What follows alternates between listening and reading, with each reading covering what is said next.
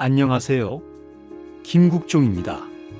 이 영상은 의학 정보이고 개인 진료 처방은 아닙니다. 대신 위험 신호는 아주 정확히 짚어드릴게요. 오늘 첫 문장부터 3개 갑니다. 두근거림을 스트레스겠지 하고 넘기다가 뇌졸중이 먼저 오는 경우가 실제로 있습니다. 특히 50대 이후에는 피곤해서 그래가 면죄부가 아닙니다. 진짜로요. 제가 진료실에서 자주 보는 장면이 있어요. 선생님, 요즘 가슴이 자꾸 두근거려요. 커피 좀 마셨고요. 잠도 못 자고요. 여기까지는 흔하죠. 문제는 다음입니다. 근데 가끔 맥이 불규칙하고 숨이 툭 막히고 어지럽기도 해요. 이 조합이면 스트레스가 아니라 부정맥을 먼저 의심해야 합니다. 자, 오늘 영상 목표는 딱 하나입니다. 지금 이 두근거림이 위험한 쪽인지, 집에서 1분 안에 1차로 거르는 법, 병원에서 뭘 검사하고 어떻게 치료하는지, 그리고 밤에 더 심해지는 분들까지 한 번에 정리해 드릴게요. 그 전에 구독과 좋아요를 하시면 당신의 10년이 달라집니다. 1분자가 체크, 숫자보다 리듬 규칙성입니다. 지금부터 딱 10초만 같이 해봅시다. 오른손 두 손가락을 왼쪽 손목 안쪽, 엄지손가락 아래에 대세요. 맥박이 잡히죠? 30번만 세고 그걸 2배 하면 대략 심박수입니다. 근데 더 중요한 건 숫자가 아니라 규칙성이에요. 여기서 첫 번째 갈림길입니다. 맥이 따다다다다 규칙적으로 빠르다. 이건 스트레스, 카페인, 탈수, 통증, 불안 같은 정상 반응일 수도 있어요. 물론 숫자가 너무 높거나 증상이 심하면 검사해야 하지만요. 맥이 땄다 불규칙하다. 이건 이야기가 달라집니다. 특히 심방세동 같은 부정맥은 불규칙하게 뛰는 게 특징이고, 이게 문제인 이유는 단순 불편감이 아니라 혈전 뇌졸중 위험이 붙기 때문입니다. 여기서 많은 분이 착각합니다. 가슴이 두근거리면 심근경색 아닌가요? 심근경색의 대표는 보통 쥐어짜는 흉통이지만 일부는 숨참, 식은땀, 메스꺼움, 불안감, 두근거림으로도 시작할 수 있어요. 그래서 저는 늘 이렇게 말합니다. 두근거림 자체보다 같이 붙는 증상이 진짜 중요합니다. 2. 레드카드 체크 하나라도 있으면 119가 먼저입니다. 지금부터 위험 신호 체크리스트 갑니다. 하나라도 해당되면 좀 쉬면 낫겠지 금지입니다.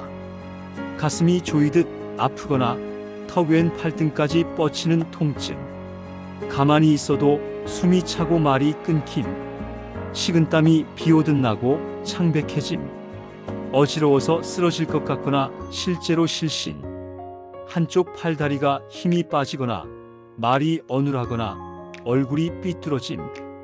이건 응급실 라인입니다. 119가 먼저예요.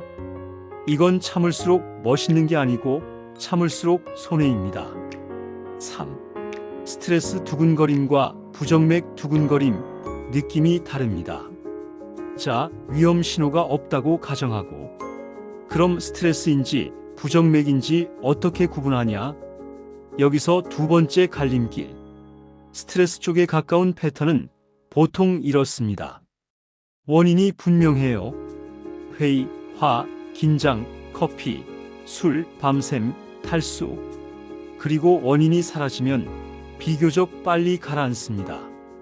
부정맥 쪽 패턴은 이런 느낌이 많아요. 갑자기 스위치 켜지듯 시작하고, 가만히 있어도 계속되고, 심장이 내 뜻대로 브레이크가 안 걸리는 느낌.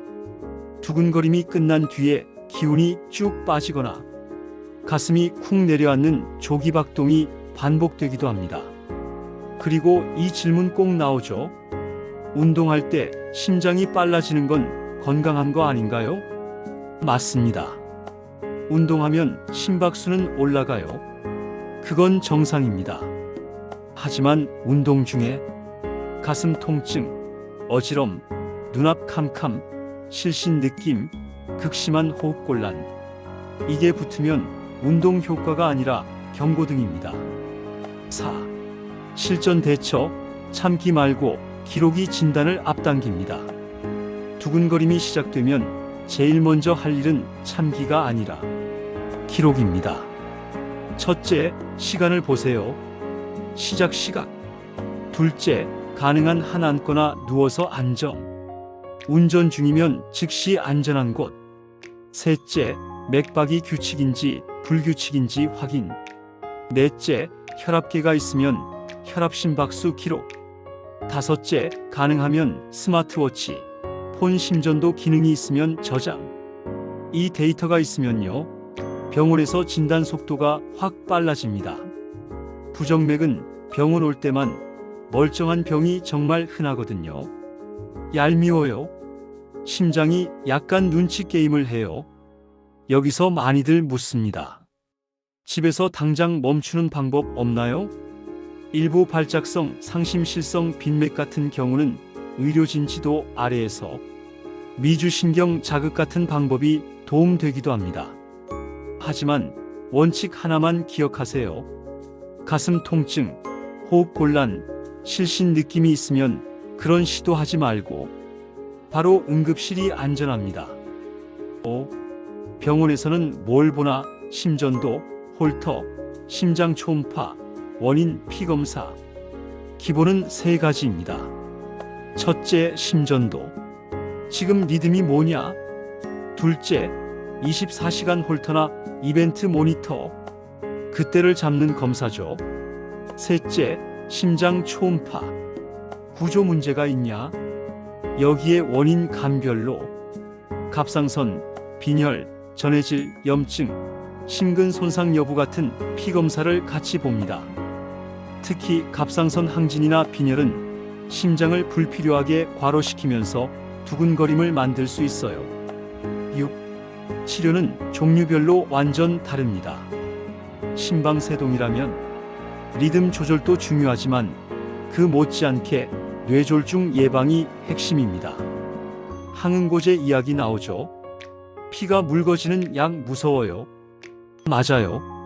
출혈 위험이 있으니 아무나 막 쓰면 안 됩니다. 그래서 나이, 고혈압, 당뇨, 심부전, 뇌졸중, 병력 같은 점수를 따져서 이득이 더 크면 쓰는 겁니다. 포인트는 하나예요. 심방세동은 두근거림 병이 아니라 뇌졸중 위험관리병입니다. 상심실성 빈맥이라면 약으로 조절하기도 하고 재발이 잦으면 전극도자절 제술 같은 시술로 근본 치료를 하기도 합니다. 섬액성 부정맥, 전도장애가 심하면 증상과 위험도에 따라 심박동기가 필요한 경우도 있습니다. 7. 생활습관 6개. 이거 바꾸면 진짜 확 달라집니다. 제가 딱 6개만 박아드릴게요. 첫째, 수면. 잠이 심장 리듬을 지배합니다. 둘째, 술. 특히 폭음은 심방세동 트리거로 악명 높아요. 셋째, 카페인. 나는 괜찮다 해도 양이 쌓이면 터집니다. 넷째, 탈수. 물 부족하면 맥이 빨라지고 조기박동이 늘 수 있어요. 다섯째, 체중과 호흡. 수면 무호흡이 있으면 부정맥 위험이 올라갑니다. 여섯째, 갑작스러운 무리 운동 금지. 주말에 몰아서가 제일 위험. 여기서 중간 후킹 하나 더 갑니다. 두근거림이 밤에 더 잘 생긴다는 분들.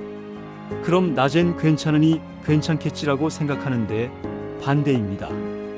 밤은 원래 맥이 느려져야 정상인데 밤에 갑자기 빨라지거나 불규칙해지면 수면 무호흡, 심방세동 같은 문제가 숨어 있을 수 있어요. 그래서 지금부터는 밤에 증상이 더 심한 분들을 위해 진료실에서 제일 많이 받는 질문들로 쭉 풀어드릴게요. 여기부터는 메모해도 됩니다. 실제로 도움됩니다. 첫 번째 질문. 두근거림이 있으면 무조건 부정맥인가요? 아니요. 스트레스, 카페인, 탈수, 갑상선, 빈혈도 흔합니다. 대신 불규칙, 오래 지속, 동반 증상이면 부정맥 쪽이 급상승입니다. 두 번째, 불규칙은 어떻게 느끼나요? 규칙적으로 빠른 느낌이 아니라 박자가 건너뛰거나 튀는 느낌, 따따따따처럼 리듬이 깨집니다. 세 번째, 심박수 몇 이상이면 위험인가요? 숫자만으론 못 자릅니다. 다만 안정시 120 이상이 지속 또는 150 이상이 갑자기 시작하면 원인 확인이 필요합니다. 네 번째, 두근거릴 때 숨 크게 쉬면 좀 나아지는데요. 불안, 과호흡이면 호전될 수 있어요. 하지만 부정맥도 잠깐 변할 수 있으니 나아졌으니 괜찮다는 결론은 금지입니다. 다섯 번째, 커피 끊으면 해결되나요? 일부는 맞아요. 하지만 커피가 원인이 아니라 트리거일 수 있어요. 특히 이미 리듬이 불안정한 분은 소량도 불을 붙일 수 있습니다. 여섯 번째, 술 마신 다음날 두근거림이 심해요. 흔합니다. 특히 폭음은 심방세동을 유발할 수 있어요. 폭음부터 끊는 게 1순위입니다. 일곱 번째, 가슴이 쿵 내려앉는 느낌은 뭐죠? 조기박동일 가능성이 큽니다. 대부분 양성이지만 운동 중 어지럼, 실신 느낌이 붙으면 위험도 평가가 필요합니다. 여덟 번째, 심방세동이면 무조건 시술해야 하나요? 무조건은 아닙니다. 증상, 빈도, 심장 상태에 따라 약으로 조절하기도 하고 재발이 잦거나 약이 어렵다면 시술을 고려합니다. 아홉 번째, 심방세동이 왜 뇌졸중이랑 연결돼요? 심장이 불규칙하게 떨면 피가 고이면서 혈전이 생기기 쉬워지고 그게 뇌로 가면 뇌졸중 위험이 올라갑니다. 열 번째, 항응고제 무서워요? 출혈 위험이 있어요. 그래서 무서우니 안 먹자가 아니라 위험, 이득을 점수로 계산해서 결정합니다. 반드시 전문의랑 같이요. 11번째, 스마트워치 심전도 믿어도 되나요? 도움됩니다. 다만 진단 확정은 병원 심전도, 홀터가 기준입니다. 워치는 단서, 기록용으로 쓰세요. 12번째, 두근거림이 밤에 심해요. 왜죠? 수면 무호흡, 음주, 야식, 역류, 그리고 밤에 발생하는 빈맥성 부정맥 가능성이 있어요. 반복되면 홀터, 수면 평가가 좋습니다. 13번째, 운동해도 되나요? 증상이 없고 안정적이면 중강도 유산소는 도움. 하지만 운동 중 흉통, 어지럼, 실신 느낌이 있으면 검사 전까지 무리 운동 금지입니다. 14번째, 응급실로 바로 가야 하는 두근거림은요. 흉통, 호흡곤란, 식은땀, 실신, 전실신, 한쪽 마비, 말 이상이 같이 오면 즉시 119입니다. 15번째, 오늘부터 당장 할 3가지는 술 줄이기, 특히 폭음, 수면 고정, 증상 기록, 시간, 맥박, 불규칙 동반 증상. 이 3개부터요. 이게 제일 가성비 좋습니다. 자, 이제 깔끔하게 결론만 정리합니다. 첫째, 두근거림은 숫자보다 리듬입니다. 불규칙하면 한 단계 더 진지하게 보세요. 둘째, 두근거림에 동반 증상이 붙으면 레드카드입니다. 흉통, 숨참, 식은땀, 실신 전실신, 신경학적 증상. 이건 119가 먼저입니다. 셋째, 밤에 더 심해지는 두근거림이나 숨참은 수면 무호흡과 심장 문제가 같이 얽혀 있을 수 있어요. 밤에만이니까 괜찮다가 아니라 밤에만이라 더 의심입니다. 그리고 마지막으로 희망 이야기 하나 할게요. 두근거림 때문에 밖에 나가기 무섭고 운동도 겁나고 밤마다 불안해서 잠도 망가지면 삶이 점점 작아집니다. 근데 정확히 진단하고 위험 신호는 빨리 잡고 수면, 술, 카페인, 탈수, 체중, 무리운동 이 루틴만 손보면 대부분은 심장에 끌려다니는 삶에서 빠져나옵니다. 제가 환자분들께 자주 하는 말로 마무리할게요. 심장은 겁주려고 뛰는 게 아닙니다. 지금 방식이 버겁다고 신호를 보내는 겁니다.